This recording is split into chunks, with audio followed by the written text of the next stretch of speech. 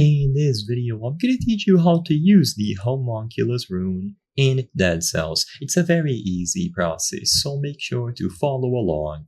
This rune allows you to detach your head from your body.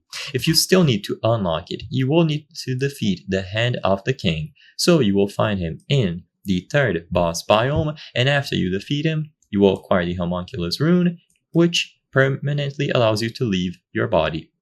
So, to use it during a run after you defeat Hand of the King, what you have to do is press V on the keyboard or the middle mouse button.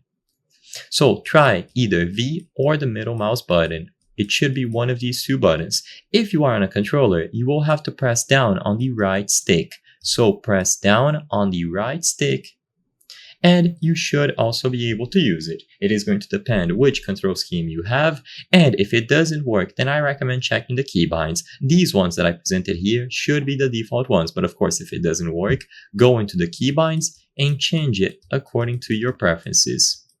So try pressing V, the middle mouse button, and if they don't work, check the keybinds, and for controller, it is going to be done by pressing down on the right stick, regardless of the platform, so Xbox, PlayStation, or Switch. And like I said before, this will allow you to remove your head from your body. You will be able to move your head around as long as it remains in close proximity of your body. And this allows you to look further into the screen and do all sorts of actions. It is going to be unlocked after you defeat the Hand of the King permanently. So by defeating him once, you will have access to this rune. So go to the last biome, defeat him there, and you will be able to get it. So I hope I was able to help you on using the Homunculus rune in Dead Cells.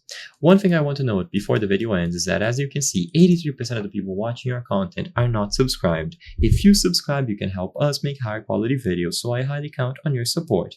Thank you for watching, and I'll see you on the next one.